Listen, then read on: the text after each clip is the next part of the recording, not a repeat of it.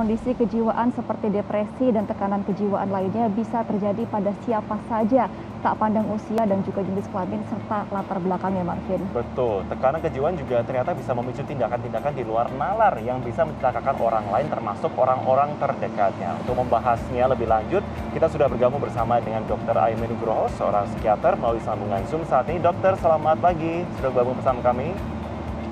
Selamat pagi, Gemma dan Martin. Iya, dokter, kalau kita bicara soal saat ini ya, mungkin kita akan awal dulu dari kasus yang memang saat ini tengah menjadi sorotan ya, seorang ibu tega melukai anaknya. Indikasi apa yang dokter lihat di ibu tersebut? Ya, jadi kalau dari berita yang saya baca, terlihat bahwa Ibu Kunti sempat bilang bahwa dia mendengar bisikan ya. Kemudian juga ada kata-kata yang mengucapkan bahwa lebih baik mati daripada hidup susah seperti ini.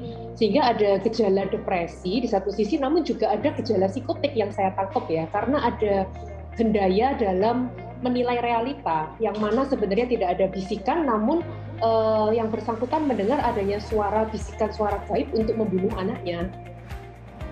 Dr. Aimee, jika sudah ditemukan adanya indikasi, lalu pemeriksaan apa saja yang perlu dilakukan? Ya, biasanya yang akan kita lakukan, yang pertama adalah kita akan melakukan wawancara untuk melihat apakah pasien dapat menjawab dengan baik nggak setiap pertanyaan yang kita berikan. Kemudian kita juga akan bertanya apakah pasien mendengar suara-suara bisikan yang menyuruh pasien untuk melakukan sesuatu. Kemudian kita juga melihat apakah pemikirannya realistik apa enggak. Jadi kalau kita melihat realistik atau enggak itu kita lihat apakah orang lain juga menangkap apa yang dia katakan. Misalnya orang lain tidak mendengar suara bisikan tapi dia merasa mendengar, berarti itu sudah tidak realistik. Kemudian selain wawancara, biasanya kita juga akan melakukan pemeriksaan psikologi dan juga pemeriksaan kecerdasan ya, untuk melihat apakah pasien memiliki IQ yang cukup ataukah ada keterbelakangan mental. Seperti itu. Oke, dok, ini kalau kita bicara bukan hanya di kasus Brebes ya ternyata ya, tapi beberapa kali juga terjadi kasus di daerah lain, orang tua melukai dan bahkan nyaris membunuh anaknya setelah mengaku mendapatkan bisikan gaib gitu ya, dan bahkan diketahui dari keterangan yang dilakukan wawancaranya itu tidak ada masalah pribadi ataupun masalah misalkan seperti ya faktor-faktor lain, dia tiba-tiba saja mendapatkan tanda kutip bisikan gaib tersebut. Adakah penjelasan klinis terkait hal ini? Ya, jadi kalau sudah ada namanya bisikan gaib, berarti dia kan menangkap suatu yang tidak ditangkap oleh orang lain. Jadi persepsi pendengarannya berbeda dengan orang lain. Itu yang kita sebut sebagai halusinasi auditorik. Sehingga dia menangkap di pendengarannya ada suara bisikan, padahal orang lain nggak ada yang mendengar suara bisikan tersebut. Itu merupakan suatu ciri dari gejala gangguan psikotik. Psikotik itu yang mana gangguannya itu tidak sesuai lagi dengan realita. Ya, ada macam-macam gangguan psikotik, bisa seperti skizofrenia, skizoafektif maupun bipolar. Nah, ini nanti yang mungkin akan perlu diperiksa lebih lanjut oleh tim dokter dan kepolisian untuk melihat apakah pada Ibu Kunti ini ada gangguan mental nggak? Karena kalau memang ternyata ditemukan adanya suatu gangguan jiwa, maka sebenarnya yang terjadi pada anaknya tidak dapat dihukum. Karena secara pasal 44 KUHP itu kalau yang bersangkutan tidak dapat mempertanggungjawabkan perbuatannya karena cacat secara mental, maka itu tidak bisa dihukum perlakuan. Nah, seperti yang dokter tadi katakan ada skizofrenia juga. Nah, perbedaan dari skizofrenia, kemudian depresi, lalu juga bipolar, ini apa saja, dok? Ya, baik, itu pertanyaan yang bagus. Jadi kalau depresi itu sebenarnya hanyalah suatu gangguan suasana perasaan yang mana pasien akan merasa sedih, murung, tidak semangat, tidak lagi menyukai hal-hal yang dulu disukai, tidak ada energi, kemudian merasa bersalah, merasa pesimis, ingin mati dan tidak bisa tidur.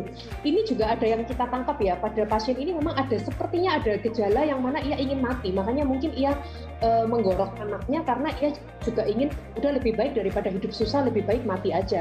Itu juga saya tangkap, tapi di satu sisi saya juga menangkap adanya suatu gangguan psikotik karena dari berita yang saya baca juga ada mendengar suara kan. Nah, kalau ada mendengar suara, ada halusinasi auditorik, tidak sesuai dengan realita, maka itu kemungkinan kita bilangnya suatu skizofrenia atau skizoafektif.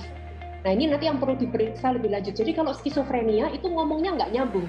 kalau dari video yang saya dengar kan sempat ya, Ibu Kunti sempat ngomongnya agak nggak nyambung, seperti ngomong mau ganti nama jadi Mutmainah, itu kan agak nggak realistik ya, mau ganti nama, kemudian juga mendengar suara bisikan, kemudian mungkin ada senyum-senyum sendiri atau nggak kooperatif, itu juga merupakan ciri bahwa itu suatu gangguan skizofrenia.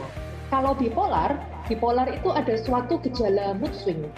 Jadi setelah dia depresi, sedih, pengen mati, namun juga akan ada suatu saat di mana dia bisa gembira berlebihan, mudah marah, mudah tersinggung, membagi-bagikan barang, belanja banyak, nggak bisa tidur, kemudian melakukan banyak aktivitas. Itu yang dinamakan dengan bipolar.